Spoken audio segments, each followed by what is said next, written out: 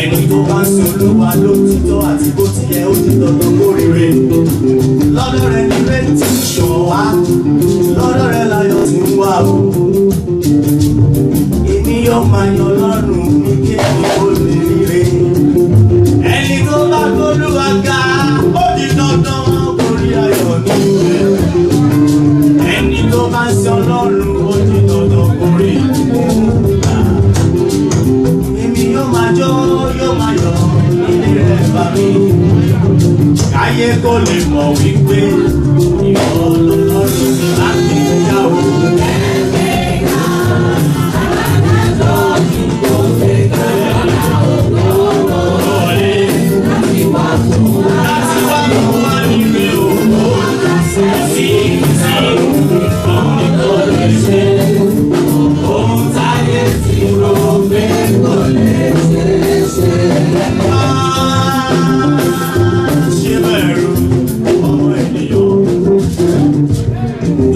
Ti l'Olúwa ló bá ti lẹ́nu rẹ̀ yìí tí dandan ní ire rẹ̀ ayọ̀ rẹ̀ tẹ̀ ọ́ lọ́wọ́ ìwọ ṣá ti gbẹ́kẹ̀lé Ọlọ́run ayọ̀ rẹ̀ yóò máa pọ̀ onírọ̀bìnú jẹ́ má ṣe bànújẹ́ pọ̀ ìwọ àgbo má ronú ayọ̀ rẹ̀ sọ Ọlọ́run ló kún ní ire ló kún ní láyọ̀ ló kún ní ìbò ohun táyé ti rò pé kò lè ṣe é ṣe ní òun nígbà. Láyọ̀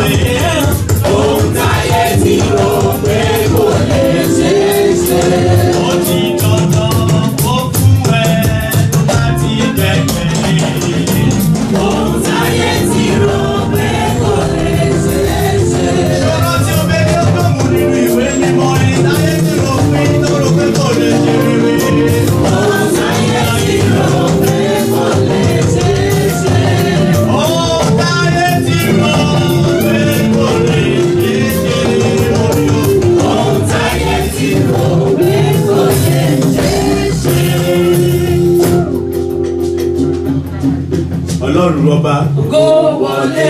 Ìmọ̀lẹ̀ ńlá wọlé ọlọ́run ọba. Ògo wọlé. Ta ni ọba ògo yìí? Olúwa tó ní tó sí lágbára ni ọba. Ògo yìí. Olúwa tó ní tó sí lágbára ni.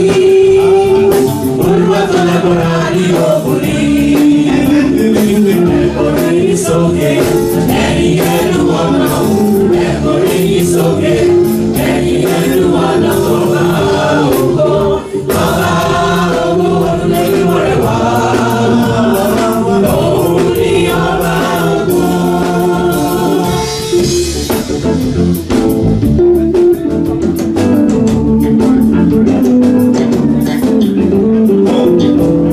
Ọlọ́run ọba. Ògo wọlé. Ta ni ọba? Olúwa tó lè tó sí lágbára ni ọba ògo. Olúwa tó lè tó sí lágbára ni. Olúwa tó lágbára ni ọkùnrin.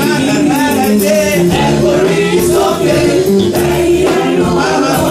Ẹ forí sókè, ẹ̀yin ẹnu ọ̀nà. Ọba ògo, ọba ògo, lẹ́yìn mọ̀rẹ̀ wá. Òun ni ọba ògo.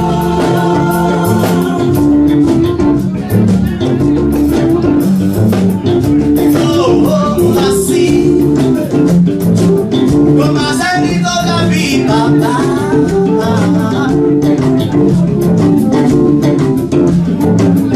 Òun ni kọ́lọ́fẹ́ lókè tí gbogbo ayé parí fún. Áńgẹ́lì ló yí ká lókè ọ̀run wọn ń ké mímọ́.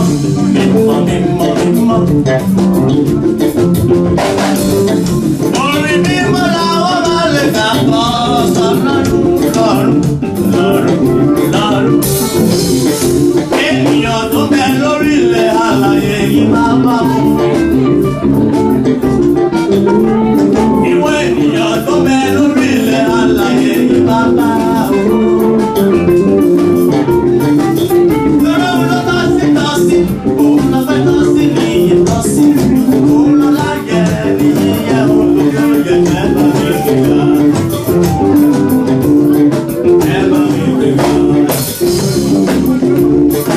Ẹ̀bà mi gbéga. Lọ́wọ́ bá wọ ọ̀lẹ́. Tani ọba ògo. Olúwa tó lè tó sí lágbára ni ọba ògo. Olúwa tó lè tó sí lágbára ni. Olúwa tó lágbára ni ọkùnrin. Ẹ forí sókè, ẹ̀yin ẹnu ọ̀nà. Ẹ forí sókè, ẹ̀yin ẹnu ọ̀nà. Ọba ògo, ọba ògo, ọdún lẹ́sìn mọ̀rẹ̀ wá.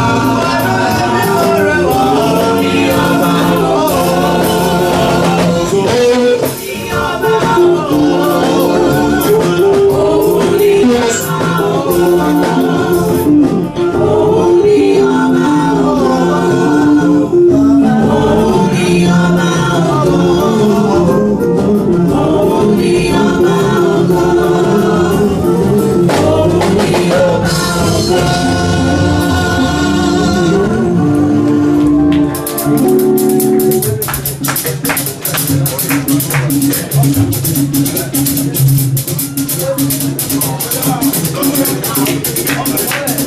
Buddy.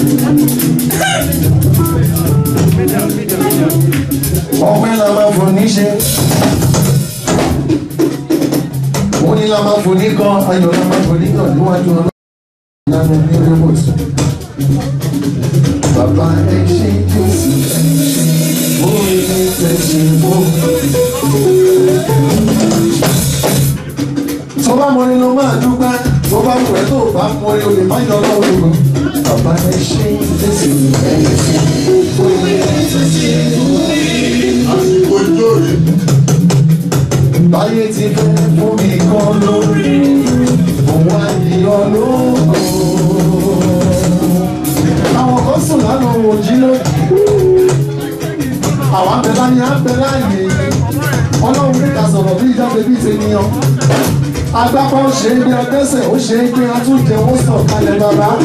Bàbá ẹ ṣe Jésù ẹ ṣe ó lè fẹ́ ṣe mọ́ mi.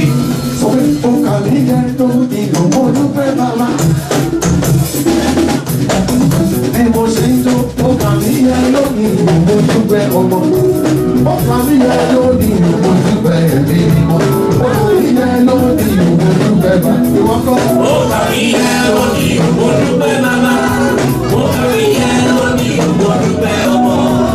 Ó kà mí yẹ lónìí ìlú mo dúpẹ́ ẹ̀mí mímọ́. Ó kà mí yẹ lónìí ìlú mo dúpẹ́ bàbá. Àlàyé ńlá ẹ bá mi dúpẹ́ bàbá. Ọba alágbára ńlá ẹ bá mi dúpẹ́ bàbá. Ọlọ́run tẹ̀sí ìrọ́nà alágbára ńlá ẹ sábà dúpẹ́ rẹ̀. Bóyá ká dúpẹ́ bàbá yọ alágbára ńlá. Alágbára ńlá mo wá júbà rẹ̀. Alágbára ńlá mo wá júbà rẹ̀. Alágbára ńlá mo wá júbà rẹ̀. Mo wá júbà bàbá mi. Alágbára ńlá. Ọba alágbára ńlá mo wórúkọ rẹ̀. Alágbára ńlá mo wórúkọ rẹ̀. Ọlọ́run ní wọ́n ṣòfàyè orúkọ rẹ̀. Ṣoṣẹ́ orúkọ bàbá mi Alágbára ńlá mo wá júbà rẹ̀. Alágbára ńlá mo wá júbà rẹ̀. Alágbára ńlá mo wá júbà rẹ̀. Mo wá júbà bàbá mi. ọ̀rẹ́ ló sí bàbá. Ilé ìkọ́ ló iṣẹ́ ìyanu. Lásàkẹ́ ní gbèsè lọ. Ìrànwọ́ ìlú Hallelujah. Ìyàwó sí bàbá. Ìwọ rẹ̀ ló ní iṣẹ́ ìyanu. Dáńsàkì rẹ̀ kí rẹ̀ sí lọ. Ìwà wọ́ọ̀dì tún. Bóyá ká ní ilé sí. Ọba gbogbo ayé. Kábíyèsí o. Bàbá ṣe lọ. Ṣé kábíyèsí ọlọ́run ọ̀ṣọ́? Ọba gbogbo ayé.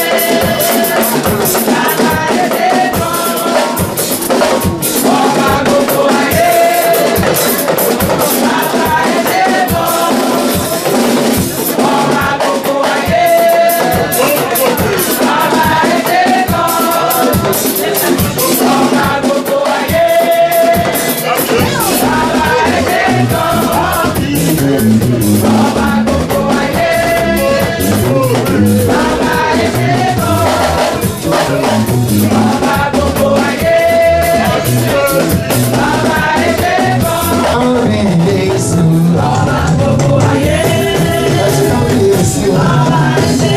Ọlọ́run nílé ọ̀ṣọ́ba. Ọlọ́run bàbí ló káyọ̀. Wọ́n máa ṣe wọ́n ṣe lọ́rùn mi. Wọ́n máa ṣe wọ́n tó wọ́n ní ìjọba náà ní ìṣẹ̀lẹ̀ sí àwùjọ.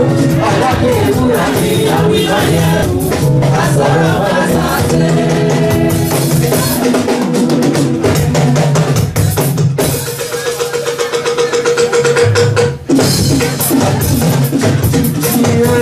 Ó fún mi lọ́rùn sọ, ó tún fọṣọ tó wọ̀ mí kan bá náà ní ìṣẹ̀lẹ̀ sí àwùjọ.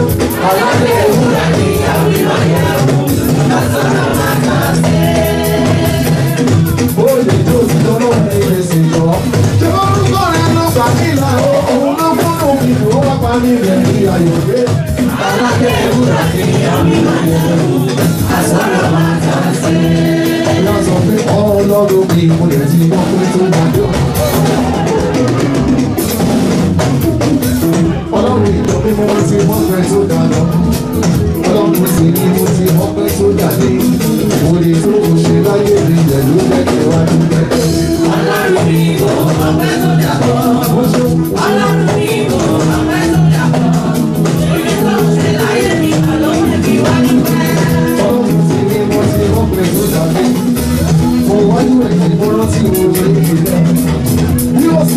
ní ayé ìgbà ayọ̀ kì í ta.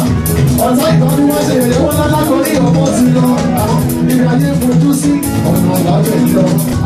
Àwọn adóòrè àti wọ́n bẹ̀rẹ̀ láì wá. Gbogbo ọ̀nà ọ̀kadà ọlọ́run ìsílẹ̀ ọ̀rọ̀ wọn. Kábíyèsí ẹni tí wọ́n fẹ́ tó dàdé. Ẹ̀yin tó ṣe láyé nígbà ló jẹ́ kí wọ́n dúpẹ́ bá. Ọlọ́run wà mí lórí ọ̀yọ́.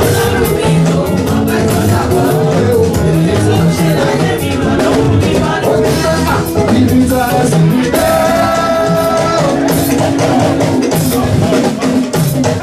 Àmì ìrúbọ̀dá lọ́pọ̀lọpọ̀ wọlé owó tí tó ní tó gbogbo wa. Bẹ́ẹ̀ kọ́ pé mo lè kéde o. Jésù ó yọ lọ́wọ́. Ó yọ wá. Ọlọ́run sọ́pà. Ọlọ́run lọ́yọ́. Ibi tá a sì ń gbé.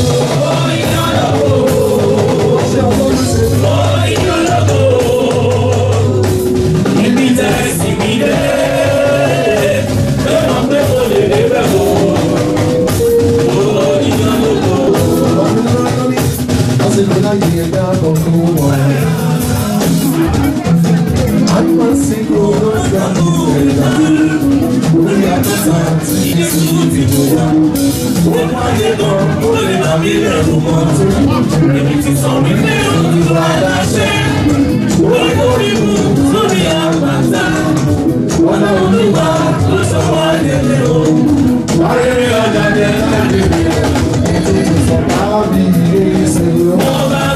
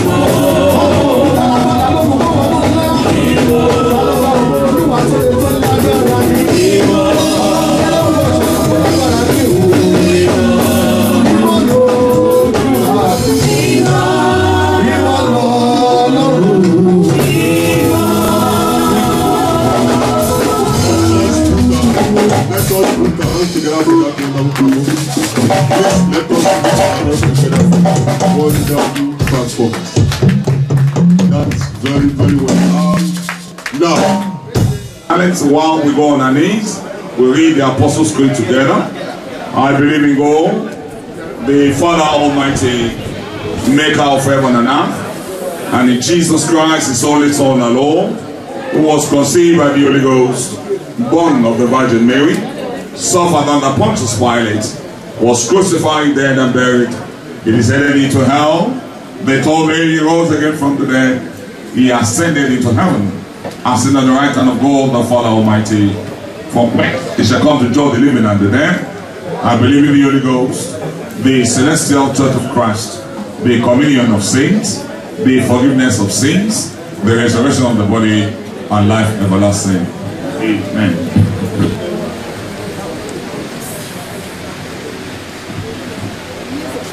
Jehovah. Louder. Jehovah. Jesus Christ. Holy Mitchell.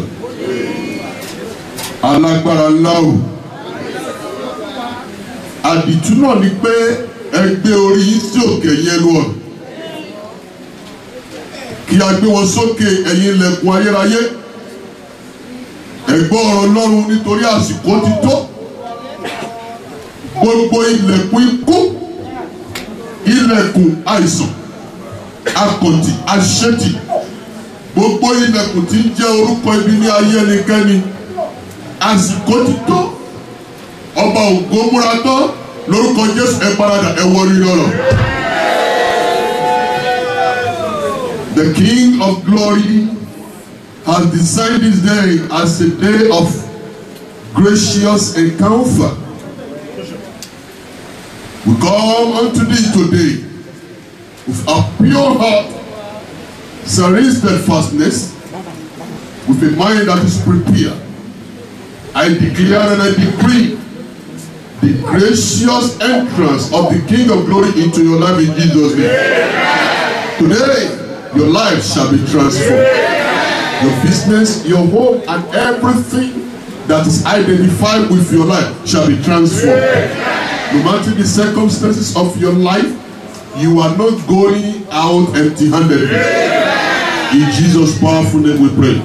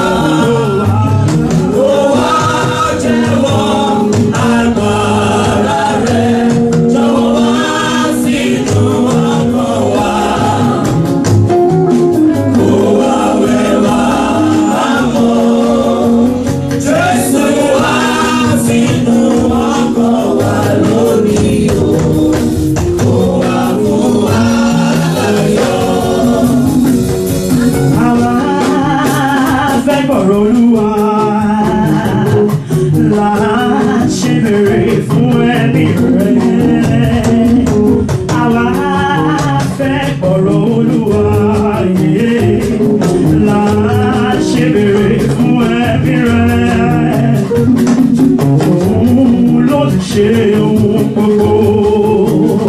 Ìrísí rẹ̀ kan ló fún ni ní ire. Jọ̀wọ́ bàbá wa pé agẹ́lì tó kéré jọ̀wọ́ sọ̀kalẹ̀. Káwa lè rí gbogbo gbà lọ́jọ́ òní o. Káwa lè rí àìdíbẹ́kù. Káwa lè rí gbogbo gbà lọ́jọ́ òní o. Káde máa gbé títí láì ẹ̀mí mímọ́. Olùtùnú ẹ̀mí alóore wa o. Sọ̀kalẹ̀ sáàrí wa. Bàbá tẹ́lẹ̀ òye ẹ̀mí mímọ́. Sọ̀kalẹ̀ olùtùnú ẹ̀mí alóore wa o. Sọ̀kalẹ̀ sáàrí wa. Ó wá jẹ́wọ́ agbára rẹ̀ tó wá sínú ọkàn wa. Ó wá wẹ̀ wá àmọ́ Jésù wá sínú ọkàn wa lónìí. Ó wá fún wa láyọ̀. Áńgẹ́lì tó fìrè jọ̀wọ́ wá bá wa pé kàlẹ́ tó kún iye lọ́dọ̀ rẹ̀. Ìwọ ni ìbẹ̀rẹ̀, ìwọ ni òpin, ìwọ ni òpó gbogbo. Kàlẹ́ tó kún iye lọ́dọ̀ rẹ̀. Kàlẹ́ tó kún iye lọ́dọ̀ rẹ̀.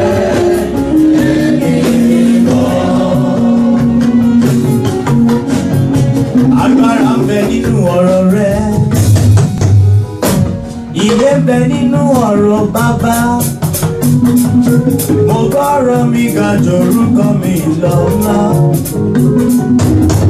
Àṣẹ tó ń bẹ nínú ọ̀rọ̀ rẹ̀ fi fún wa. Káríre ráyọ̀rí bùkún rógó ńlá mú relé wa lónìí.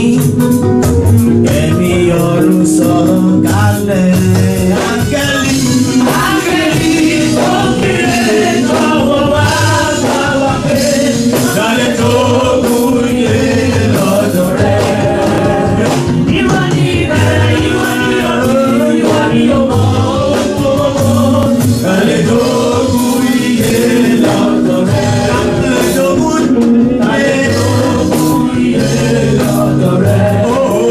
Ẹ̀mí mímọ́, ẹ̀mí alóore jọ̀wọ́ o. Ẹ̀mí mímọ́, kálẹ̀ lọ sílẹ̀ pẹ̀lú ìbùkún. Ẹ̀mí mímọ́, kálẹ̀ rí pé mo lọ sílé wa o. Ẹ̀mí mímọ́, ẹ̀tọ́ ẹ̀sùn mi sọ̀rọ̀ bọ́lá sọ̀rọ̀ rẹ̀. Ẹ̀mí mímọ́, come down with your joy, O Lord. Ẹ̀mí mímọ́, ẹ̀lẹ́ rẹ̀ ń rẹ̀ o, ayọ̀ mo lọ sílé. Ẹ̀mí mímọ́, ẹ̀mí mímọ́.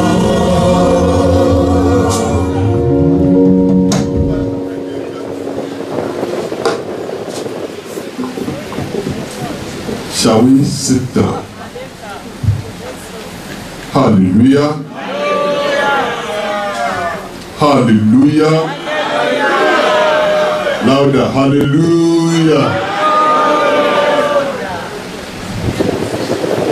First and foremost, I want us to return the glory to God. Ní gbogbo bí tí a jókòó sí, mo kàn fẹ́ kojú wọ́n sí Ọlọ́run. Kàn máa sọ pé glory be to God. Thank him and give him glory again. Glory be to God because of you, because of who you are, because of where you're coming from, because of where you are now, because of where you're going to be hereafter.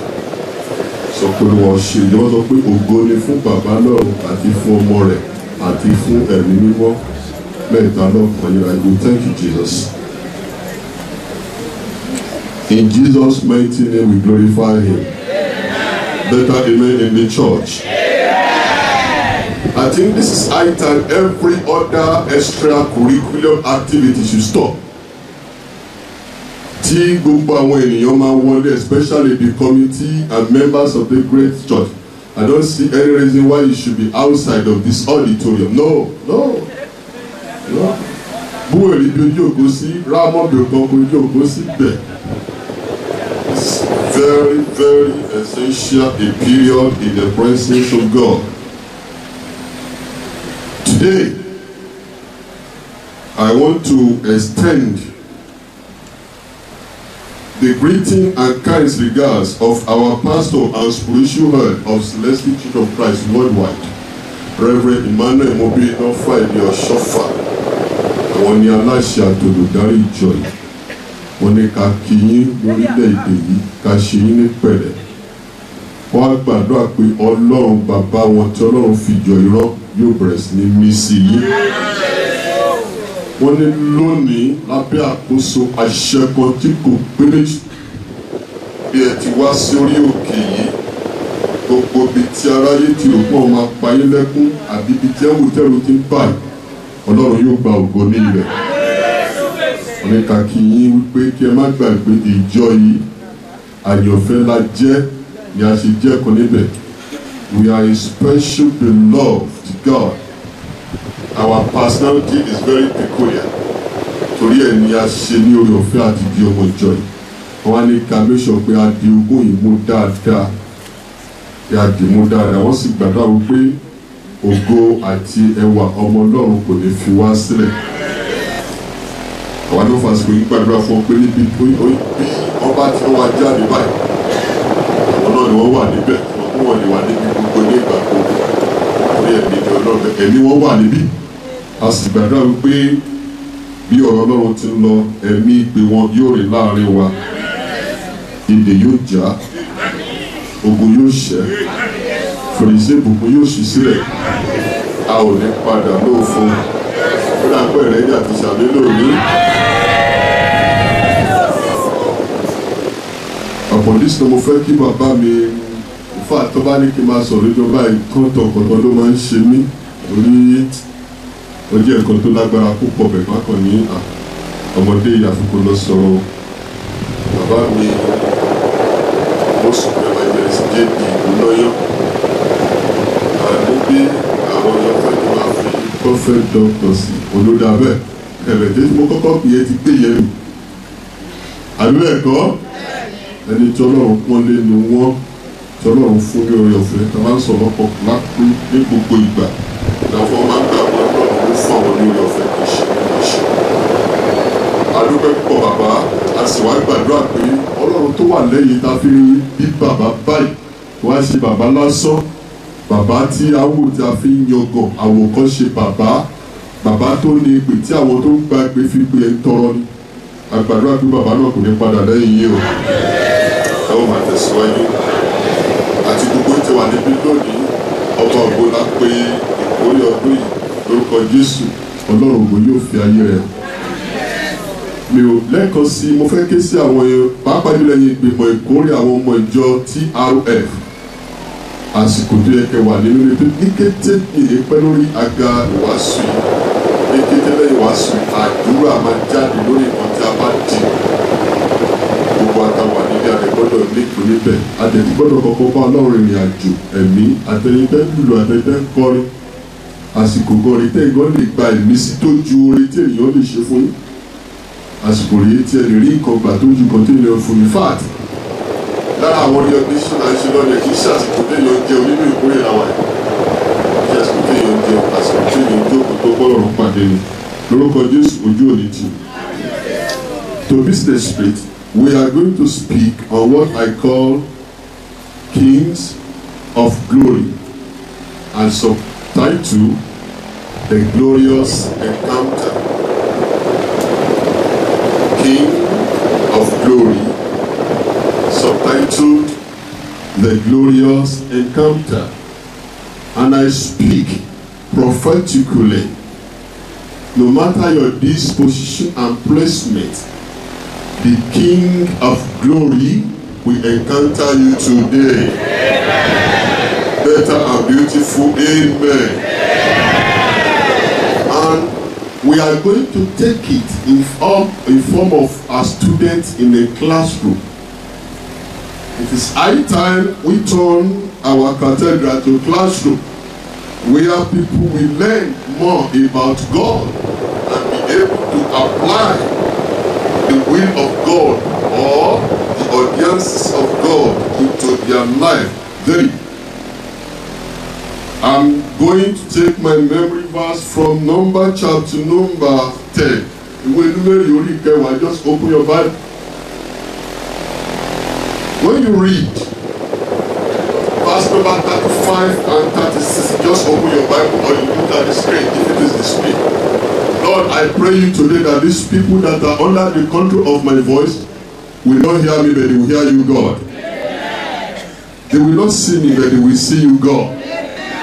So that at the end, God, you shall be glorified and your people shall be edified. Give God a wonderful hallelujah. Number 1, verse number 35, the Bible says, and it came to pass, when the ark set forward, that Moses said, rise up, Lord, and let thine enemies be scattered, and let them that hate thee flee before you. Rise up, O Lord, and let thine enemy be scattered, and to as many people that hate you as the children of God. Today, the Bible says, they shall flee from you. Slide number 1. I said, okay, I'm not there again. In life journey, slide number 1. 2. Our journey in life in the encompassment of our enemy. Kò sẹ́ni tó ṣeré láyé tí kò ní gbà ní ọ̀tá kọjá. Are you following me? You want to reach your destination? You want to live to fulfill destiny? You want to maximize at the peak of distinction? Listen gently. You pass through the encompassment of enemy. Dáfídì sọ pé wọ́n yí wa káàkiri ní tòótọ́, wọ́n yí wa káàkiri, ó ní ṣùgbọ́n ní orúkọ Olúwa àwa yóò pa wọ́n run. It will amount to spiritual laziness. Bí ẹnikẹ́ni bá ń gbàdúrà pé kó o máa rogun. Are you following me? It will amount to spiritual laziness. And those are one of those things that people when they go want to weak. Iṣẹ́ àkànṣe kógun máa wá ogun gbọ́dọ̀ wá. Ìlàkọjá ogun ni wọ́n pè ní ogun. The ability to scale through every challenge always lead you to a placement of glory. How many of you is encountering any problem or challenge now? I speak prophetically. Very, very and very soon, beyond your imagination and calculation, God shall be glorified in your life.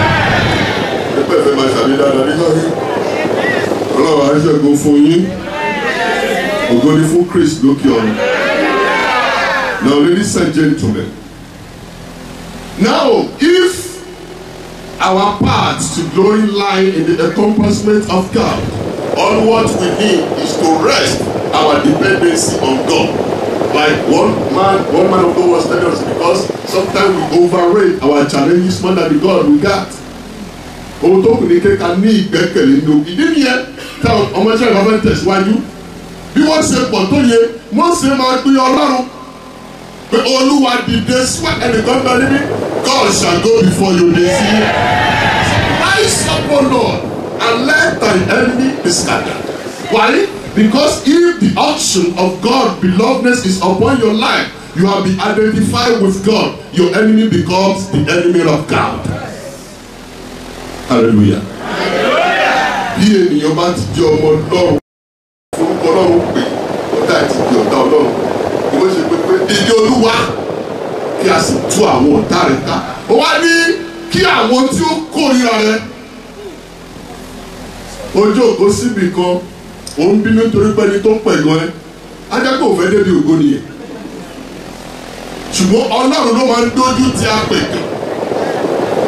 Ọlọ́run ló máa ń ṣe kí ni o naturally a dá àwọn ọkọ̀ láti pẹ̀gàn ológo ni wọn ò dẹ̀ ní tọ́ láàárín ènìyàn bí ènìyàn bá ní tó bá nìkan pẹ̀gàn owó kúrò bí tó bá jẹ́ nìkan ló ń pẹ̀gàn ibi gbà mí gbọ́ dáadáa mo bá lọ síbi míì wàá bá ènìyàn mẹ́rin pàdé wọn ò ní gbà fún ẹni àgbàrá ò sọ pé òun ò ní lé wọ́ láàrin lọ́ọ̀dù ni ò ní gbà ògo ni fún Kristi lókè ọ̀run ìrọ̀ láàrin lọ́ọ̀dù tó bá dẹ̀ fẹ́ gbà kí àgbàrá fún wọn lé òun kò kí sá fún òjò gbà mí gbọ́ ògo ni fún Kristi lókè ọ̀run àní ìgbà tí wọ́n ní yẹn dáadáa so in this ẹ kọ́kọ́ gbà wípé when the Lord arises we need to depend on God for 3 things hallelujah.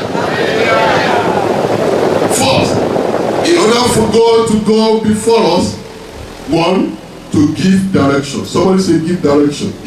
Somebody here, you are receiving the divine direction now. Mo ti bá ẹ sọ ẹnì kan wà níbi Ọlọ́run tọ́ ẹ sọ́nà. Ẹ ń ṣàmì ṣọ́ọ̀ṣì mọ́. You are too quick as I'm looking at you. You are not following me right the way I want it. 1, when the Lord rise before his people, is there to give direction. Even when we are looking at that way, direction you man hey man on any cause of Lord now. When your people are forefather God to the Red Sea, they thought there's no way. One press, you know, they continue to gesticulate abnormally. And shall we bring that? Not supposed to tell them to move forward. That is the way I've said. At the end of the day, that way become an everlasting miracle. Somebody here, I don't know that hindering factors in your life. Your God will surely make a way here. No amount of home office can stop you when God rises for your case. No amount. Hallelujah. So, Mama, what do I say when God rises? What thing will I say? Give direction. Thank you, Mom. Number 2, after giving direction, God is about to make provision. Hallelujah. God is about to make provision.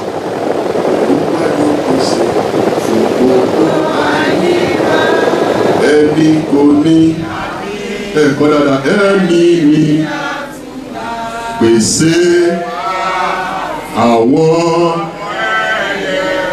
máa kọ́ nínú odò yóò adáfọ́ ẹ̀. Glory to God. Number 3, then any yala ya bínú any grandfather bínú ẹni tó bá dúró lọ́dọ̀ ẹni gbà yẹn pé o ò ní rọ́nà lọ, God is ready to scatter. Iṣẹ́ tí Ọlọ́run ṣe tó bá òun ṣe ni. It is not an ordinary thing. Òǹdó fi ojú ṣe ìsínwó. It is not an ordinary thing. Hallelujah. Now in the next verse, Timothy remember verse number 36. Tó bá di pé ọkàn wa balẹ̀ wọ́n ti lọ́wọ́ tán Ọlọ́run ò gbọ́dọ̀ fi wọ́n sílẹ̀. Àwa tún pè ní say now when the history verse number 36 hallelujah and when it rested tó fẹ́ ẹnìkan wà níbí ẹgbọ́rọ̀ Ọlọ́run lórí kòkó jọjọ ayé yìí Ọlọ́run ọ̀jọ̀fà yóò fún ẹ ní ìsinmi. And when it rested, he said, return, O Lord, unto the many and many thousands of Israel. I love that passage very well. When you look at the next, that means àwọn èèyàn ti jáde wọ́n ti lọ wọ́n ti ṣe kókó wọ́n ti ṣe wàhálà wọ́n ti wá rí tàbí wọ́n ṣe lébi kan wọ́n sì á pẹ́ lọ́rùn padà pé Olúwa padà wá bá wọn nítorí wọ́n fẹ́ sinmi. Ẹni tó bá ní ayọ̀ tí Ọlọ́run ò dúró tì irú ayọ̀ ẹ̀ máa ń di ìbànújẹ́ lọ́sọ̀rọ̀ wọn. Are you following me? Say return. Ẹni kan sọ pé return. Oh Lord, unto my rest. Again say that return. Oh Lord, unto my rest. So that I padà Olúwa fún ìsinmi mi. Hallelujah. And many thousands also went unto thousands and many thousands of Israel. The Lord was trying to get across to our heart. Ọlọ́run fẹ́ kó yé wa dá ẹtí sùn ní ṣọ́ọ̀ṣì yìí. Ògo ni fún Kristi lókè ọ̀run. Ọlọ́run yẹ kó fẹ́ yé èèyàn ni pé kò sí bí ẹ ti pọ̀ tó nínú ogun. Kò sí bí ẹ ti paratọ̀ tó pọ̀ tó tẹ̀ ò bá ní Ọlọ́run asán ní nọ́mbà. Are you following me?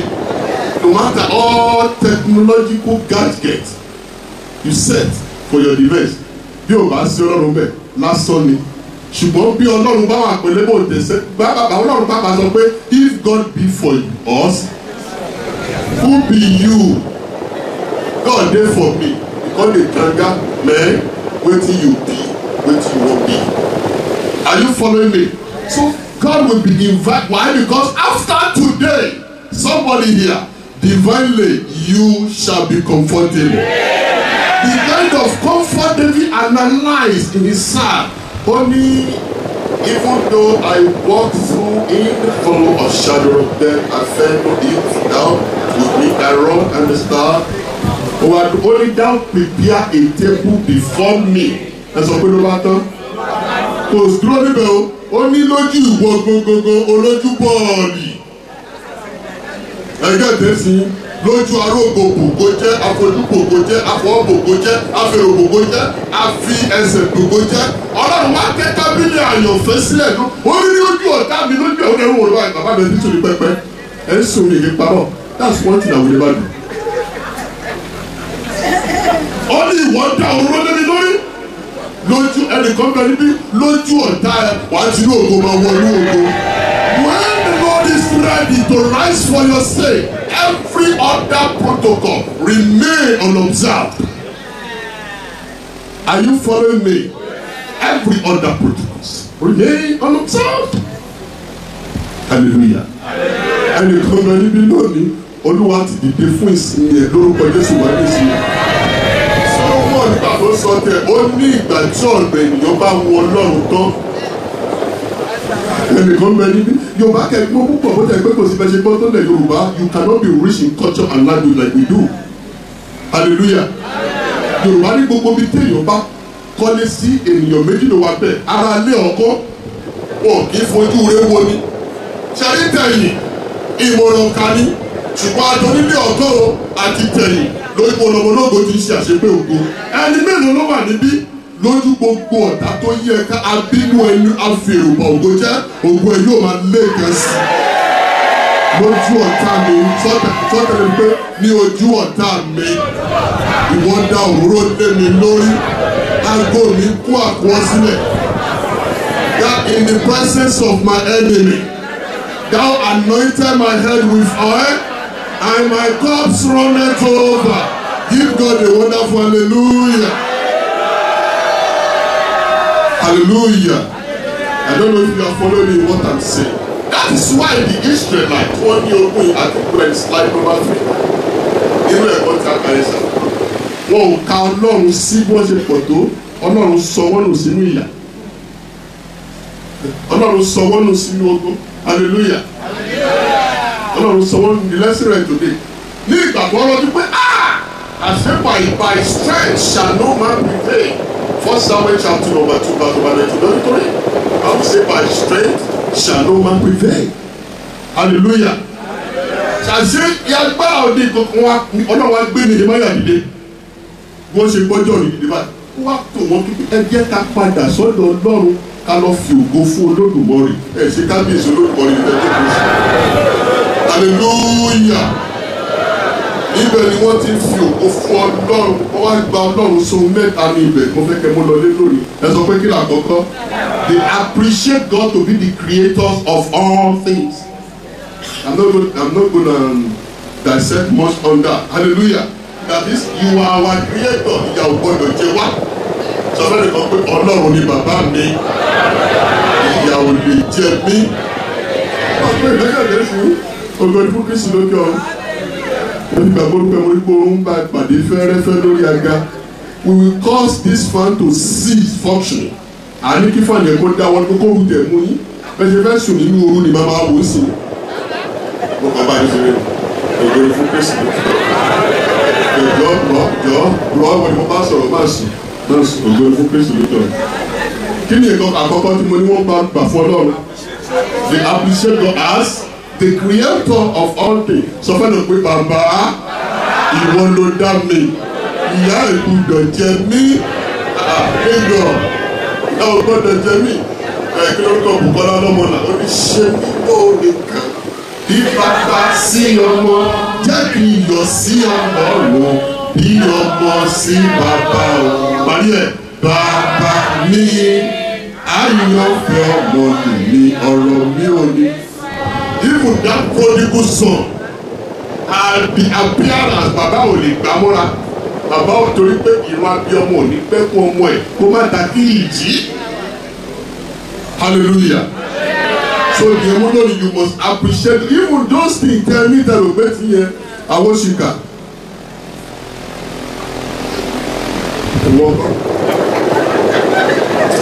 Ẹ sọ pé àárín ògbóni fún Kristi lókè ọ̀run. Ọba fún mọ́ òun kọ́ ẹ dáadáa, òun kọ́ ẹ, ó kọ́ ẹ yàn lẹ́wọ̀n. So the bẹ́ẹ̀ ti tó wà dákẹ́ báyìí wà gbọ́tọ̀ náà ògbóni fún Kristi lókè ọ̀run. Hallelujah. Number 2. They appreciate God as the protector of the whole creation.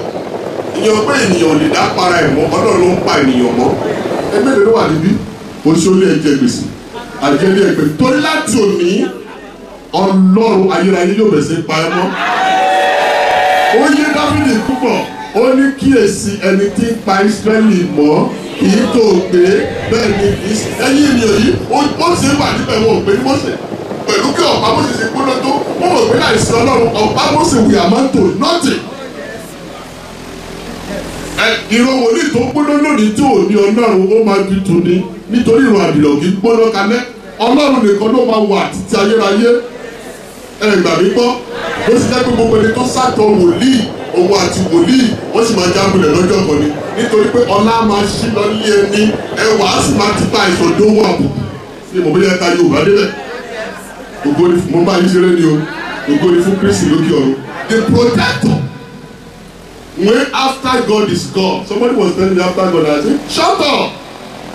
After God, tell somebody after God is God. Outside of God, there's nothing. Okay? Ladies and gentlemen, they accept God as the protector of everything created. And number 3, hallelujah. They accepted Him as the only living and true God. All other gods are camouflages. The only living and true God. And listen, this is just technical. If your God is still living, you are going to live well. Just put it somewhere. If my God, as my God is living, I will live well. Àwọn tí kò lè live well ni àwọn tó lọ́rùn ẹ ti kú. Wọ́n ti senior brother yín ni. Ọ̀bọ̀dá tèmi ni ọmọ Oǹdó ni wòlíì Elijah. Nígbà tó padà wá bá àwọn wòlíì àkíkà wòlíì àwọn òrìṣà tẹ́ǹsì yìí.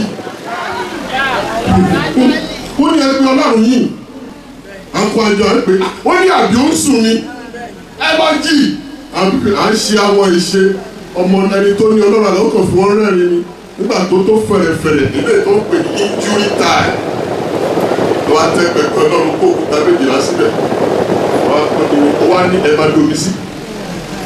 Ẹ̀yin èrè mọ̀ ẹ ṣe kábíyèsí. The ways God are mysterious to accomplish His work. If God want to come by fire, no amount of water can stop Him. He can domi sí. Okay, gbọ́ wá sókè ni. Ní ọ̀rọ̀ àwọn ní jẹ́ kí gbogbo kò tí ì gbé o. Kò tí ì gbé ó ní jẹ́ kí gbogbo àwọn ènìyàn yìí kó mọ̀ lónìí pé ìwọ ni. Bílí sọ pé kí ó tó dákẹ́ instantaneously. Are you following me? Why? Ẹ sọ pé why? Because that guy got to give God. So if your God is living, you must live well. Tell somebody, as my God is living, I will live well. So in these 3 things, ni wọ́n fi padà wá, ni wọ́n bá Ọlọ́run pàdé, wọ́n bẹ̀rẹ̀ sí pé ọba ògo, wọ́n ní glory, you are God, glory, wọ́n pè pé ọba ògo, wọ́n ṣe ọ̀hún pé ní ìṣòro sì jẹ́ pé ṣùgbọ́n ní tiwa náà ní wọ́n kàn sọ pé jẹ́ kí ọba ògo bó ṣe kí ni kó wọlé. I don't know what's that brother then. We don't want to look at it, we want to divine our times. When we are speaking of kings of glory, tell somebody we are in spiritual classroom. Hey, Bobby Dada. Hallelujah.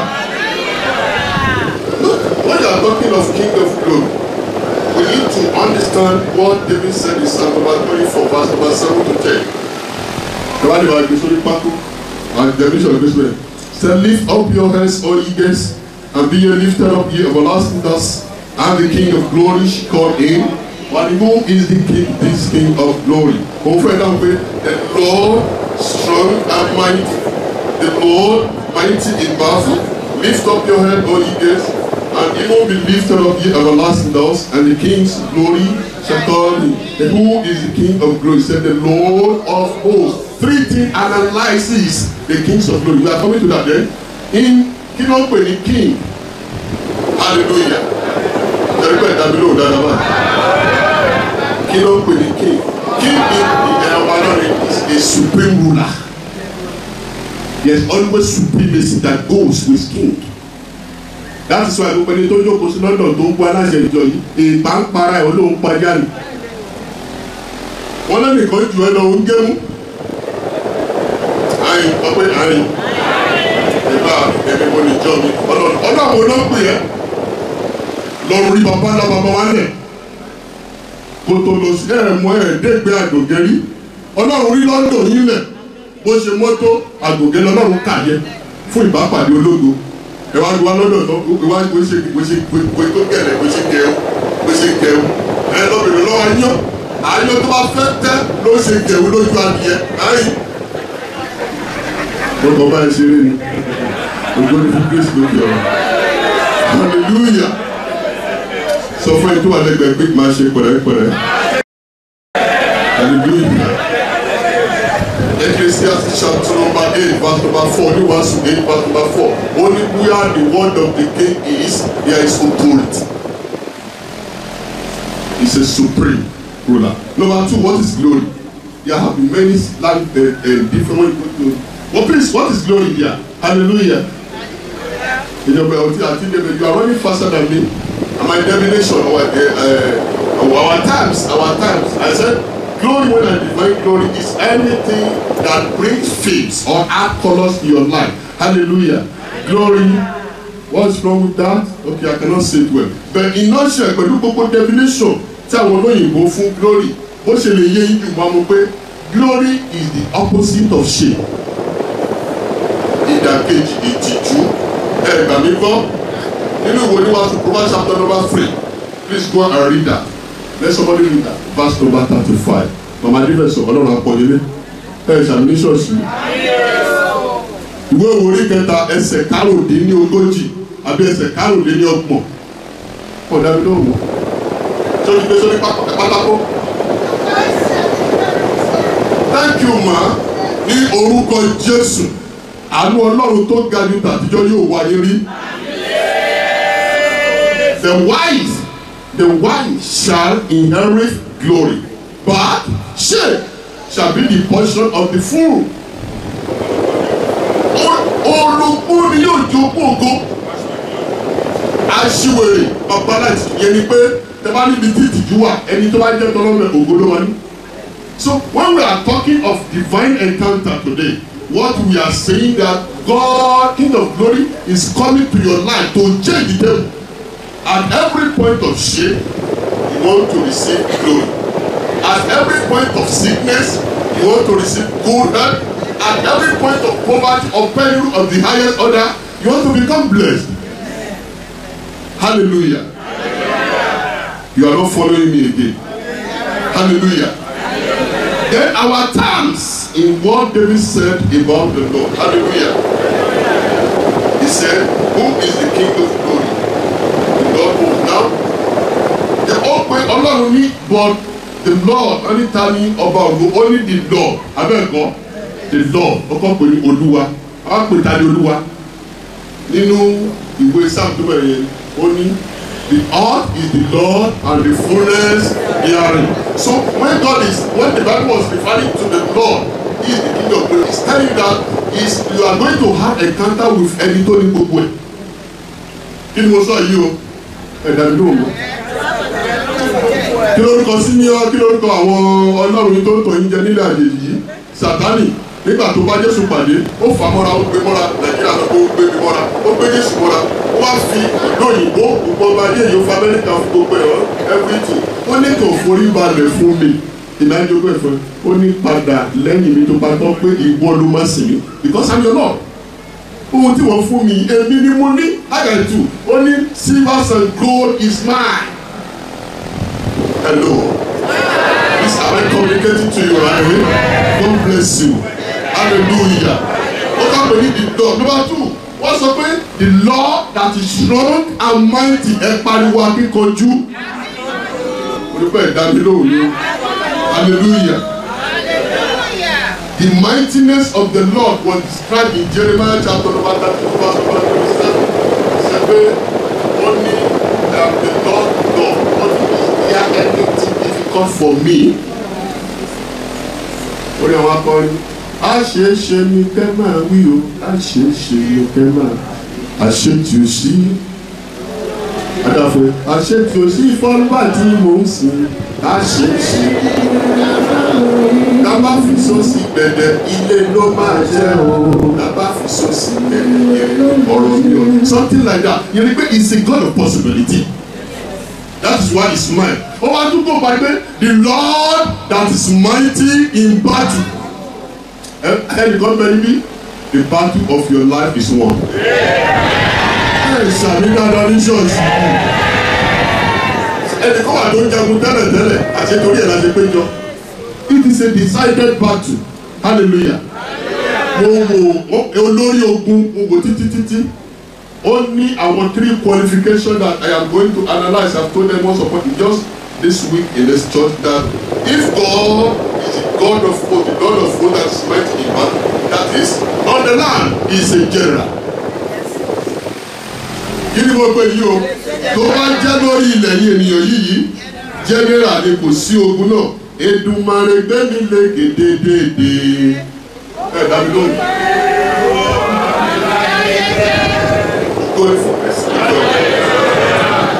When you are talking of God, is a general. Hallelujah.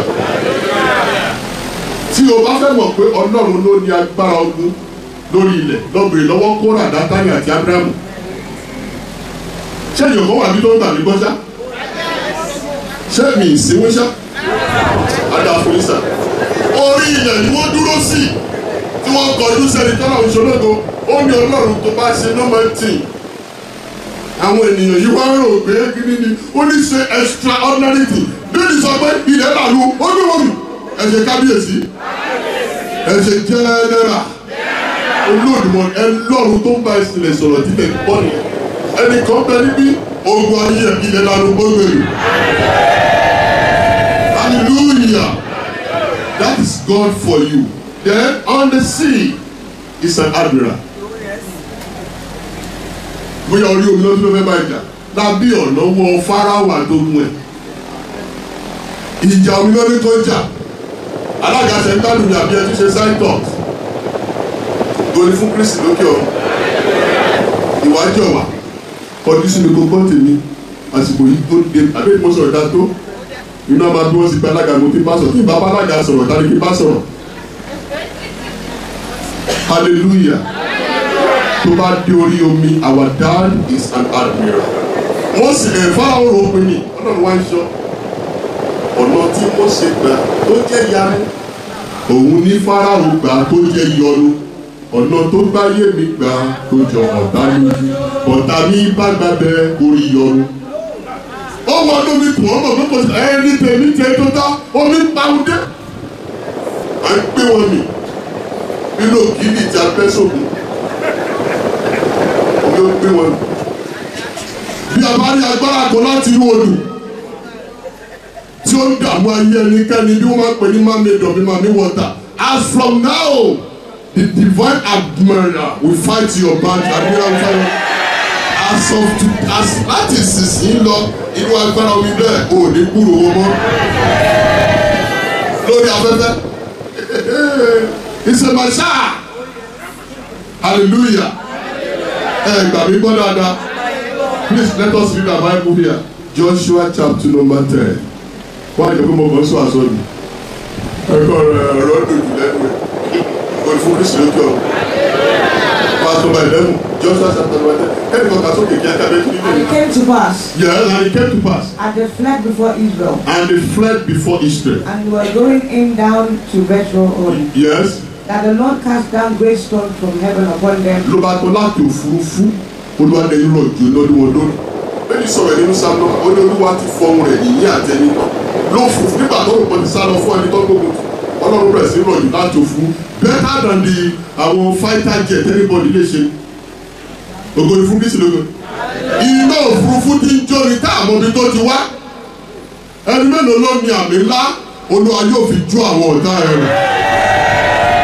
so ìyẹn ni ó fi jẹ́ host ìdájọ́ pé ní the Lord that is mighty in battle hallelujah na hallelujah hallelujah now why do we celebrate him today? I'm about to round up. Eternal Sulai Akori, you that speak for people you are sleeping. We're going for Christ, don't you? Ẹ̀pàdùwò jí máa sùn. Ó fúnra ẹ̀ sọ fún ara ẹ̀. We're going for Christ, don't you? Ẹ̀yin tẹ́tẹ́ arígbìn mọ́fìlà yẹn ẹ yọ kú òkè tó dé báyìí àṣàkáṣà nílé ìyá àṣàkẹ́. Ẹ ṣàfẹ́ yí kí ní ìpadà.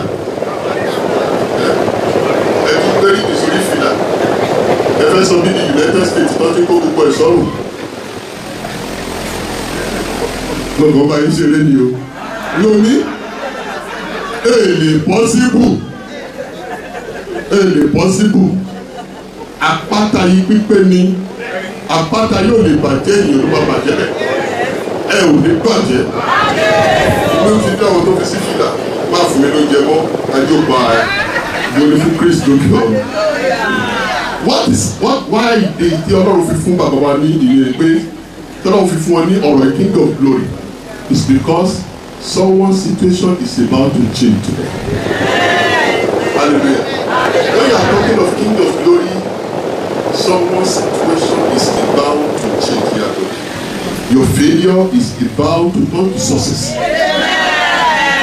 And I want to round up here because ẹ̀yẹ́ ti pèlè fi dé wò táì mọ̀ ògbẹ́ni fún Kristi lókè ọ̀run mo tọ́ dẹ̀ ni mo wá sọ pé nílẹ̀ yìí a máa ń ṣe wòrúworú ni wọn ò ní ju àjẹ́ níbí ọ̀sán gbogbo náà ṣe pàdé àjẹ́ nílẹ̀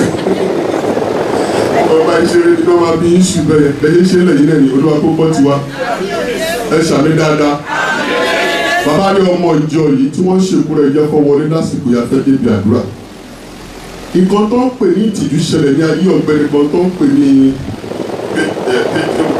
please your slide the last one tó ń pè ní pastor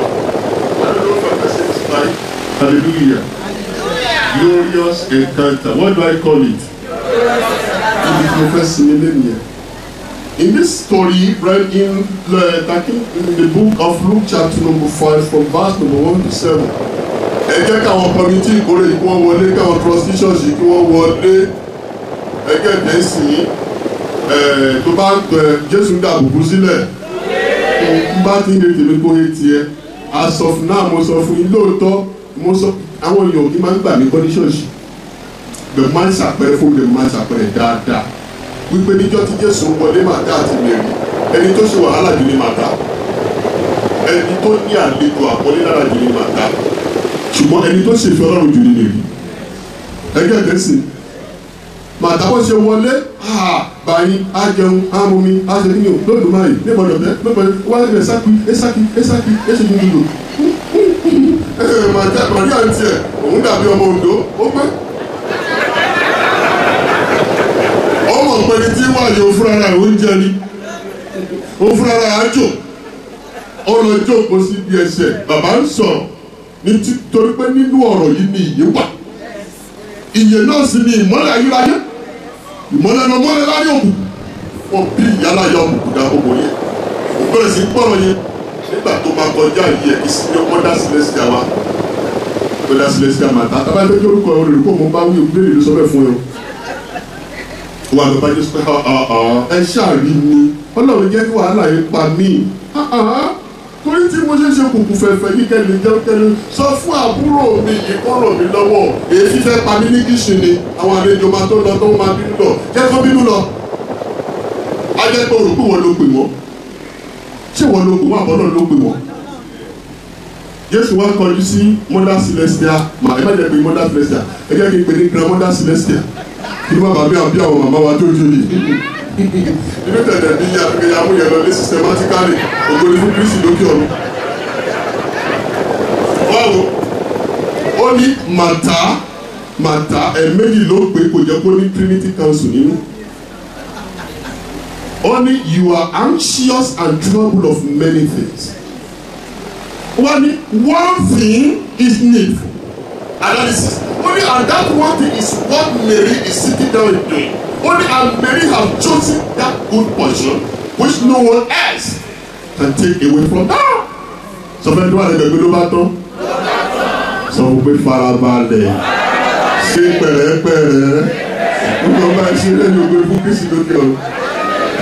Iṣẹ́ mi jẹ́ pé tó ń ṣe yìí ẹ bá parẹ́ sí wo ìgbà tó máa ṣe lọ Ọlọ́run rédí àti pa ẹ́ Ọlọ́run ló ń ṣiṣẹ́ lọ́wọ́lọ́wọ́ báyìí wọ́n jókòó kó farabalẹ̀ because it is your own tongue to be edified.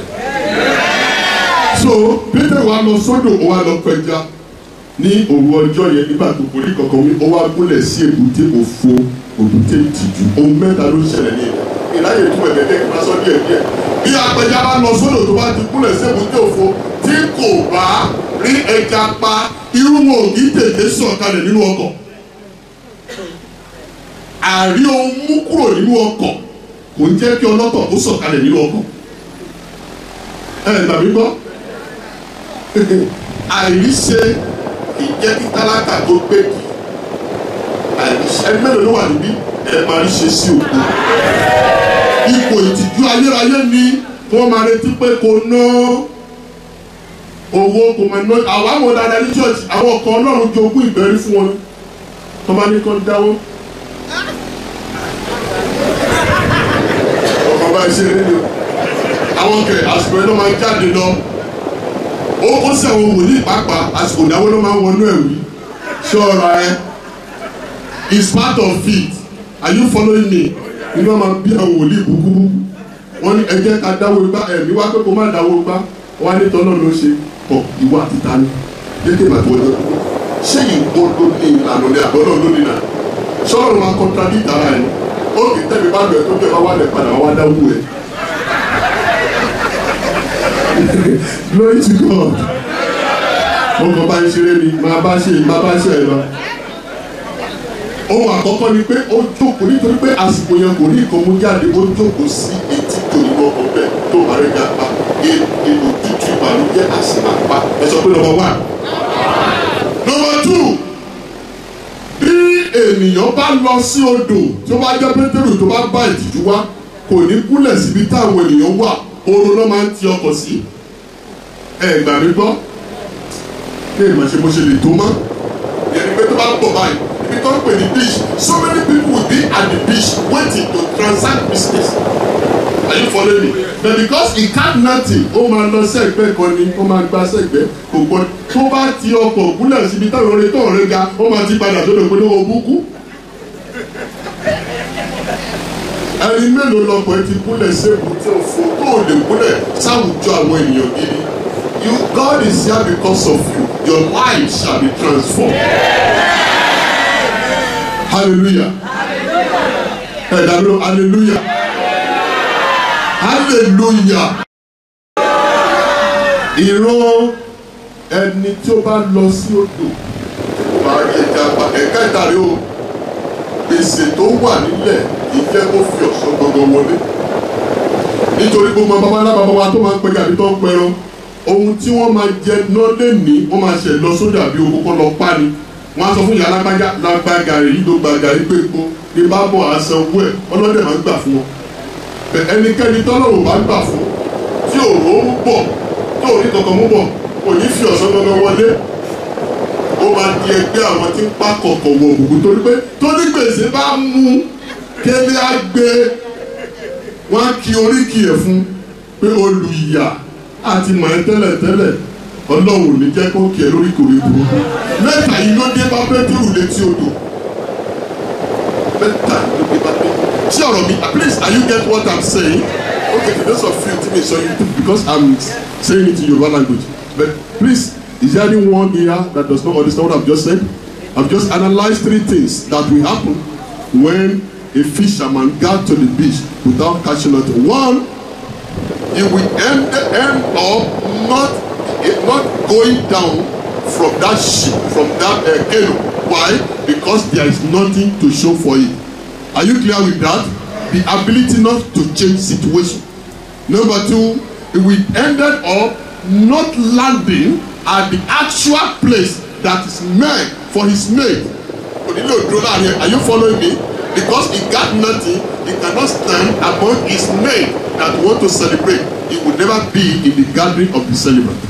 No, but are you sure you get that? Yes. Number three, because he got nothing during the time of the fisherman, our father, they receive their pay on daily basis. Before going to the sea, they will have asked their wife to collect something in credit.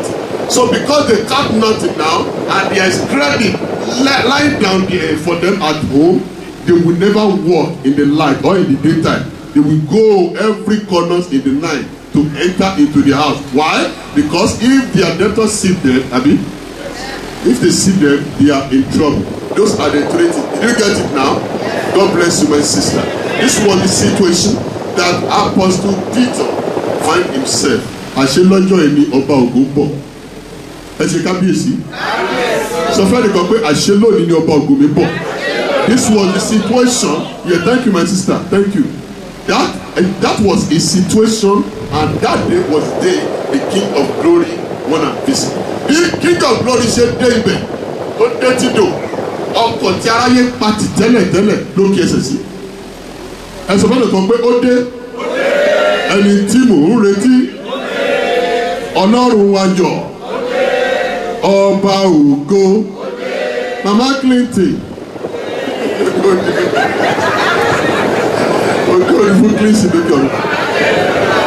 Jesus stepped into the canoe. Ẹ jẹ́ káwọn oníbodè àwọn ọ̀ṣà máa palẹ̀ mọ́, because as of this time ẹ máa ní nǹkan dá níta pè ní omi tó máa rántí tó máa represent etí dòfo tí Ọlọ́run fẹ́ yí padà sí etí dè ẹ̀kúnrẹ́rẹ́. Now the usher, after I have analyzed, the usher will be going around to hand over one bottle of water for you. That bottle will represent an empty dish that the Lord will turn to a fullness and a dish full of His glory.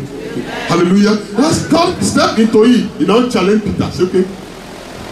So a little bit. Only go to see. And Christ was talking. Nítorí pé Peter tó fẹ́ kò fẹ́ lọ sí mẹ́tò níbi tó lọ tẹ́lẹ̀ wọ́n bẹ̀rẹ̀ sí ní ṣiṣẹ́ lọ. Àbájọ tí ìjọba sọ pé máa ṣiṣẹ́ lọ máa ṣe white. When you see anyone that succeed in any venture, anyone that succeeded in any venture, they only go extra one step beyond those who fail. Are you following me? Move extra one step. You need that step today. Hallelujah. And the Spirit of God will help that step. Bí Jésù ṣe sọ̀rọ̀ fún ọtọ́, he never contested anything. We know these three things but me lè ṣàlàyé because of three things. But one of those things we noticed about Peter at that time pé upon all his challenges, he was committed to the one that commissioned. Are you following me? He was committed to the one that stepped into his canoe. Nígbà tí Ọlọ́run sọ̀rọ̀, when he now finished speaking, he now turned to him. Ẹnìkan bẹ níbí lónìí. The King of Glory will turn to you. Tell somebody sitting down by saying that it is my turn to receive divine encounter. Give God a better amen. Sọ pé àsìkò tèmi ni láti ní ìbápàdé ológo. It is my turn for my failure to become success. It is my turn for my shame to become glory.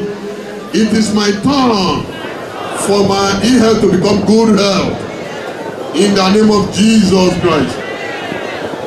Moshe could not phrase himself, cast into the deep, a mystery.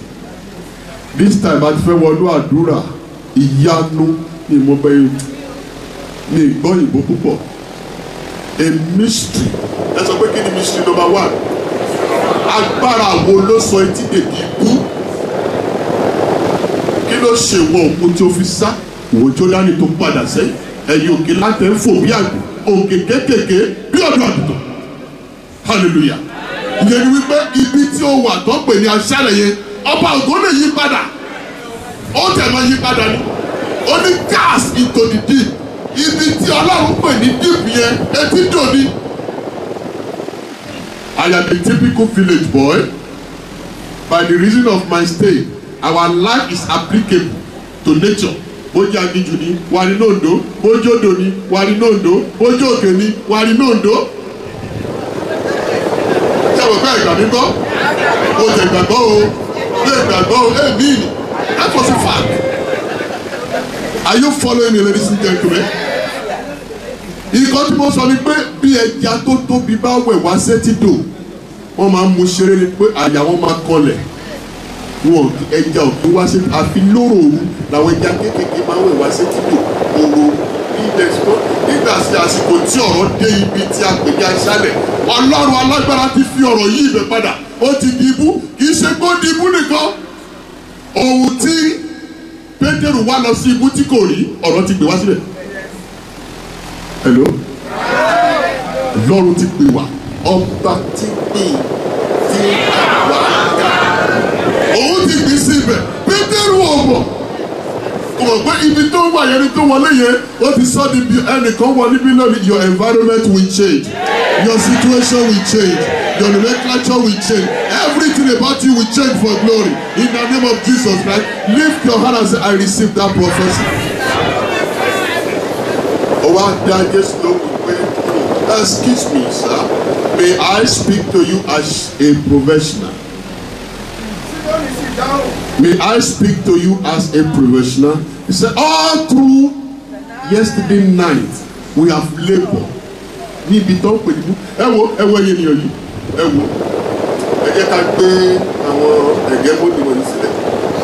Ọlọ́run fún àwọn kan ní wọ́n á pè ní professional tó máa ń wa ọkọ̀ lọ lórí olómi tí ẹja alábáwà lódò wọ́n á dúró wọ́n á dẹ̀ mọ̀ pé ẹja wà níbí tí professionalism wọ́n wà. Bí ìjàmbá fẹ́ lọ ṣọdẹ tàbá lọ lóòrùn kan gbogbo ẹ̀dẹ̀ ti dàrú kẹ́míkà ti dàrú ẹ̀rọ. Bí ẹ̀rọ bá ti wà bí àwọn kẹ́ni tó kọ kẹ́ni yẹ pé wọ́n yí o ṣùgbọ́n ẹ yẹ kálẹ̀.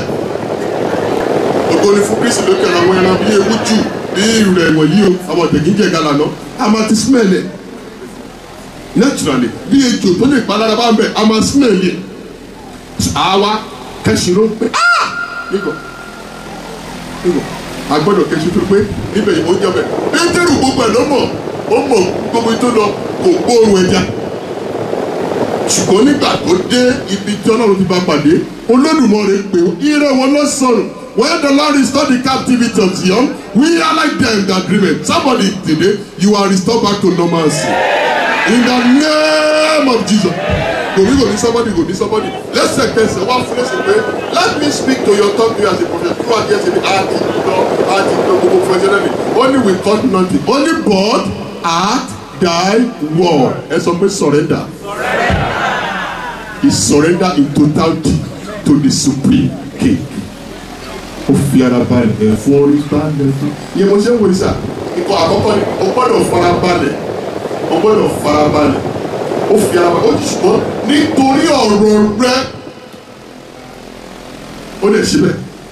Ẹ̀yin ènìyàn yìí lẹ́sẹ̀kẹsẹ̀ ẹ̀ṣẹ̀ kábíyèsí ọ̀pá bídà sọ bí dírẹ́rẹ́. Ìmọ̀ kan pé bá a lọ ṣe lè pè ní Yorùbá the unchangeable changer. Is that correct? Ògo ni fún Kristi lókè ọ̀run. Your children, lẹ́sẹ̀kẹsẹ̀, the situation was transformed. Not the situation. Peter identification was transformed. Mẹ́ta ni mo lé sílẹ̀. Lẹ́sẹ̀kẹsẹ̀, Pétérù dẹni tó kú òní ọkọ̀ nítorí pé ọkọ̀ ti kún fún ire. Ẹ fi eléyìí tó kù lọ bí èmi kò sí àwọn fèrèsé ọ̀hún sílẹ̀ tó bá ìkẹ́. Are you following me? Ó pọ́n ti possible rẹ̀ níbi tí wọ́n pè ní ikú ni Pétérù bọ́ sí tí kò gbé lọ ẹ̀ tí ṣe kábíyèsí nítorí ẹnìkan bẹ̀rẹ̀ no matter the level of national disaster bí ó ti wò kí ibi kó pọ̀ tó lórí ilẹ̀-èdè àgbáyé ire ni kó máa jẹ́ ìlú yẹn ẹ̀ ní sàmì ní ṣọ́ọ̀ṣì náà inconclusively Pétérù àtiwáṣẹ ọkọ ẹnìkan àtàwọn tó bá dúró gẹ́gẹ́ bí àwọn tó ní ìpín nínú ìtìjú wọ́n bẹ̀rẹ̀ sí sórí ìyẹn ni pé through you láti ọ̀dọ̀ Pétérù ọkọ̀ ẹlòmíì kù láti ọ̀dọ̀ ẹ a ó máa bùkún fún àwọn ẹlòmíì. You become a channel of God blessing to so many people. Pétérù wá padà wá gúnlẹ̀ sébù tí a yàn. Àyífọ́nù ni gbogbo èèyàn wá pé ohun mẹ́ta ló ṣẹlẹ̀ àkọ́kọ́ ni kúlẹ̀ sí ó lè gúnlẹ̀ sébù tí a yàn. Èkejì ni pé àwọn òyìnbó wọ́n rọ́ ṣe kí ni o wọ́n pàdé ẹ̀. Ẹ̀kẹta ni pé kò sí àyè fún òun ó kàn rẹ́rìn ni. Ẹni ẹjọ́ sọ̀kọ́ fún yín tẹ apẹja bá lọ sórí òtún bá pẹja ife fisherman go lórí fish pẹ̀lú tó bá pa mẹ́rin. Ó máa sọ̀ ká ó máa yọ ó máa tó yìnbí náà lulẹ̀ wọ́n ti sí ọmọ bẹ̀rẹ̀ pé àbá alágbájá ẹ̀ ẹ̀dọ́ ni mo jẹ́ ok wọ́n bẹ̀rẹ̀ sí rí ìṣàkíyèmẹ̀ because ìsìn pé tẹ́lẹ̀ kan bá ti yá ní 500 naira tó lọ fi ṣiṣẹ́ tó bá fẹ́ ta ẹja ní bí i 600 naira ó gbọ́dọ̀ gbé wá sílẹ̀ torí ó ti bí ìṣẹ̀lú tẹ́lẹ̀ bẹ̀rẹ̀ tẹ́ ẹja bá pọ̀ ok ẹ jẹ́ ká pè kọ́ńtàkì pẹ̀lú ló fẹ́ ta because now he is glorified. Are you following me? He is edified. That is why the Bible says this King of glory, the Lord has raised him up and lifted him up so high and given him a name above all names. That at the name of Christ Jesus, every knee shall bow. Not here, hearing, here, and up. Lẹ́sẹ̀kẹsẹ̀ ìgbà yí padà fún Pétérù ẹni mélòó ló fẹ́ kí ìtìjú kó di ògo lónìí. Lọ́wọ́ sókè jẹ́ kiri yẹn. Ìdè dúró níwájú Ọlọ́run. Bàbá fẹ́ gbàdúrà sómi yẹn. Létí dò ní ìtìjú Pétérù ti di ògo. Ní orí òkè Rékóbò lọ́dún yìí. Ẹ̀yin ọmọ ìjọ yìí ẹ lọ máa di mú ẹ̀yin àlejò ẹ mú omi ẹ̀bẹ̀ tí mú ẹ kò máa di owó yín mú pẹ̀lú ẹ̀. I want to invite because akọni ẹ̀kọ́ wọlé kọ́kọ́rọ́ tàbí gbà akọni ẹni ti yín just £5.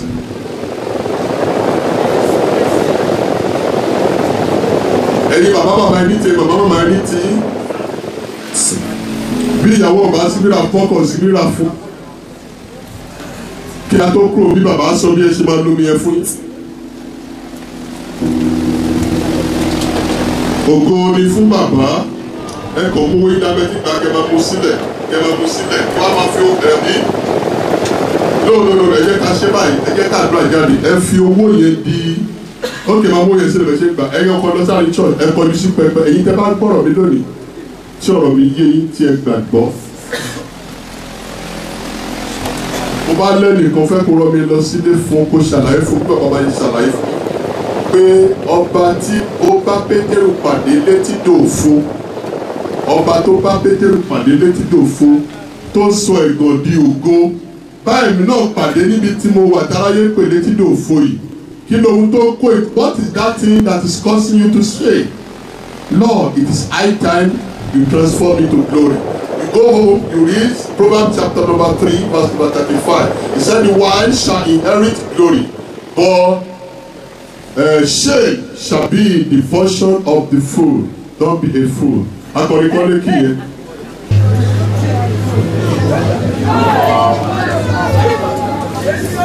Jehovah.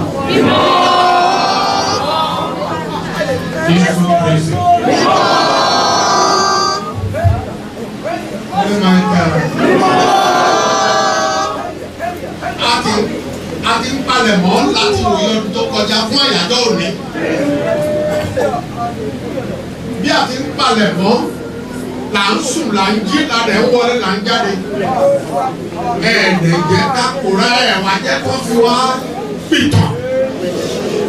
Pé ìwòye ọdún tó kọjá wà ṣùgbọ́n Ọlọ́run Olódùmarè. Ó sì tún wáyé. Ó ti ń kọjá lọ. Àwọn tí ẹ ti ń lò ẹ̀ẹ́dẹ̀ lè ṣe kó máa lò mọ́. Nínú rẹ̀ làwa náà tún dà á lẹ̀. Ó ní ọ̀rọ̀ tó bá tẹnu mi jáde kò lè rẹ ló fo. Wọ́n dẹ̀ sọ ìwé ẹ̀sán ló sọ pé ó ní òjò tó ń rọ̀ látọ̀run wá bẹ́ẹ̀ kẹ́ wá wọlé lọ yá sì mú nǹkan mi hù jáde. Nínú yìí tí a ṣe yọ Ọlọ́run Lódùmarè Olúọ̀rí fòpin sí.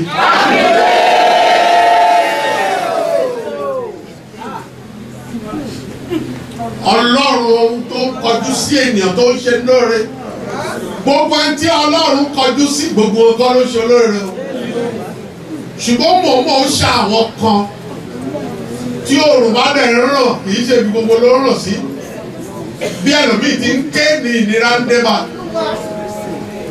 bàbá òní ọgbọ̀n ọjọ́ oṣù kẹsàn-án Sunday tó kó bá lé àti bẹ̀rẹ̀ ìrìn àjò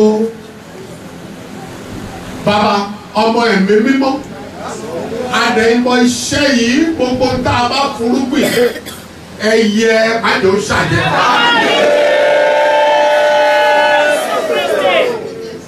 nítorí àyájọ́ òní làwọn ènìyàn wá láti ìlà oòrùn gúúsù àti àríwá kó náà lè ní ìpín nínú ayẹyẹ ọjọ́ òní ní ìwòye ọdún tó ń bọ̀ wọn ò ní wá wá tì.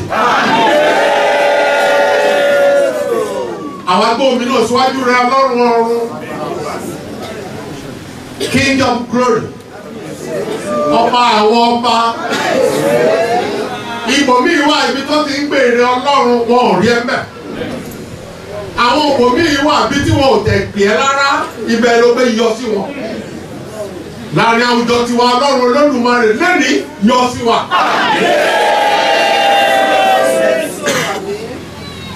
aago mẹ́rin ti ń kọjá báyìí táyà tó máa di aago mẹ́rin wòye ọ̀la ìtàn ló kù táwọn máa pa yẹn ní tó yọ̀lẹ́ tàbí tó dáńgájíá ààrẹ lè ṣe ká má fẹ́ yẹn kù bá a ti wà yìí oríṣi ẹ̀dá méjì ló wà ń bí kò sí bá a ṣe máa ṣe bó ṣe rí nìyẹn ṣùgbọ́n àdé inú ẹnikẹ́ni láti mọ̀ bó ṣe jẹ́ ọlọ́run ọ̀run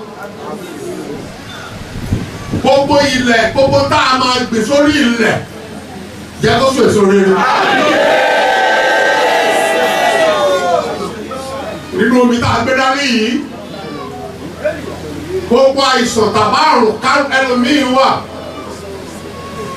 bó ti fọ ẹnu tó tọ́jú ara ẹ̀ tó bá sọ̀rọ̀ lọ́dọ̀ ènìyàn eré a máa sá nítorí àwọn orúkọ máa jáde lára ẹ̀ ní ẹ̀fọ́ ẹnu. ọlọ́run ọ̀run ẹlòmíì wà ó máa ń kú sí dúró kò tí ì kú bá tó ti kú.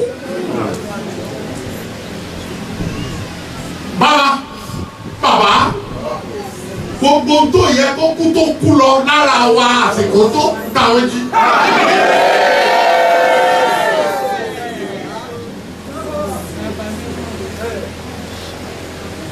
Lázárù ti kú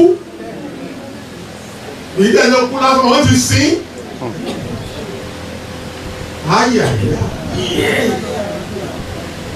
Lázárù ti kú wọ́n ti sin kí Jésù tó wú agbègbè ibẹ̀ ọlọ́ ti kú tó bá dé kó wà bí ni ọkùnrin bá ti kú ó ní yóò jíǹde ó ní gbogbo pé yóò jíǹde àjíǹde kẹyìn bàtà wà wọ́n ní bọ̀dọ̀ ẹgbẹ́ tẹ̀sí ìgbà tó máa débẹ̀ tó yí òkúta kúrò gbogbo ẹ̀ tó tẹ̀lé Jésù gbogbo wọn pátá náà fi áńgáṣífù dúdú ó fi bọ inú áńgáṣífù dúdú làwọn máa ń lò fi iṣẹ́ tí wọ́n nìyẹn nítorí pé ó ti rún wọ́n mú áńkì wọ́n fi bọ imú kí òórùn burúkú máa wà kó sí wọn lára. Jésù kígbe ọlọ́run mi wàá máa gbọ́ tèmi nítorí àwọn ìjọ ènìyàn wọ̀nyí gbọ́ tèmi nígbà tó dé ẹgbẹ̀rẹ̀ méjì nìkan Jésù bú sẹ́kún pò òun àtọ̀gbẹ́ Lásárù jáde wá. Bó ti wí bẹ́ẹ̀ lẹ́sẹ̀kẹsẹ̀ òórùn lọ wọn ò gbóòórùn mọ́ Lásárù dìde láti inú ìsà òkú wá ó lo lágbèjì kan ó sọ pé ẹ tú sílẹ̀ jẹ́ ó máa lọ gbogbo nǹkan tí ò yẹ kó kú tó kú nínú egungun náà ọpọlọ mo pàṣẹ lẹ́ni jẹ́ kó jíde. tó bá jẹ́ pé ẹlẹ́nìkan tó wà ní ilé ìwòsàn ẹsẹ̀ kan ayé ẹsẹ̀ kan ọ̀run àsìkò nìyí láti fi àmì hàn bàbá sọwọ́dà láyé. àwọn àìsàn kan wà tí ojú ò débẹ̀ ọwọ́ rẹ̀ rè débẹ̀ gbogbo àrùn káwọn àìsàn káìsàn tẹ̀ bá rẹ̀ nìkan tó ń wọ́ kì í ṣẹjọ́ ẹ̀ àwọn nǹkan míì ti ń kú lára rẹ̀ ohunkóhun tí ò yẹ kó kú tó ń kú lọ nígbà tó mi ìbá débẹ̀ a máa dà gàràgà lẹ́sẹ̀kẹsẹ̀ nígbà tó a dà sàlẹ̀ yóò máa lọ míì wà ó máa lọ ságbárí á dẹ̀ lọ kó àwọn nǹkan kan jáde ń bẹ̀ bàbá ọlọ́run ọ̀run kì í ṣe wa kèmí ìrẹ́ni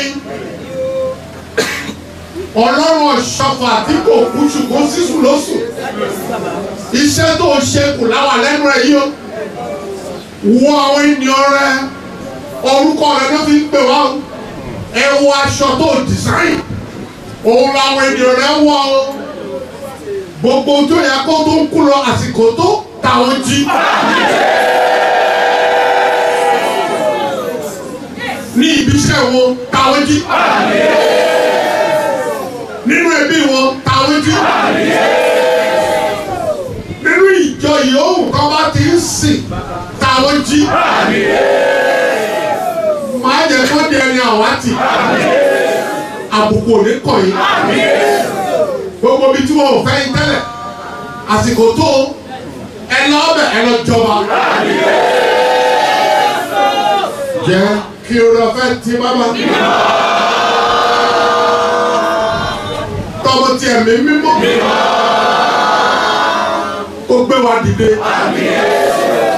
ẹnà omi náà sókè ẹnà sókè mi kọ́ bẹ́ẹ̀ bá fẹ́ náà sókè ẹgbẹ́ sísàlẹ̀ bẹ́ẹ̀ bá ṣe fẹ́ kẹ́ lò. bọ́tà dùn mí ẹnà omi náà sókè ọlọ́run má jẹ̀mú fọwọ́ bá omi yìí ojú ṣíṣú kó wọlé etí dídì kó làgàrà pè wá padà Jésù Olúwa wa méje.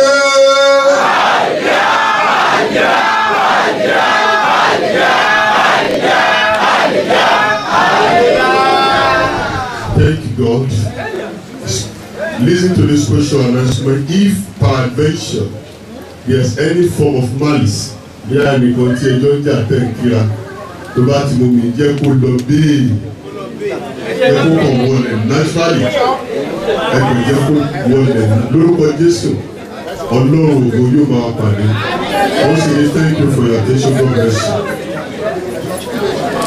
Ẹ sì gbàdúrà wà lè ti gbàdúrà gbogbo ẹ̀ ti gbé àdúrà ìdákẹ́jẹ́ àti ẹ̀dókùn.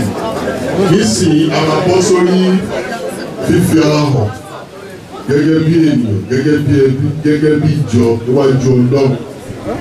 Bí a bá ti fi ara hàn ní àwọn aláṣẹ yóò máa bá yín pàdé pẹ̀lú ẹ̀bùn ìkórè bẹ́ẹ̀ kó sà. Bẹ́ẹ̀ kí a tó wá lọ sí èsì, I observe collection owó igbá àtàwọn owó ìdílówó ìdámẹ́wàá olú ayé òkọ́tù wa. Akọni nílò àsìkò yẹn náà láti fi fún wa ní wọ̀tẹ́wá tó ń pè ní àwọn ẹ̀sẹ̀ rẹ̀. Owó igbá.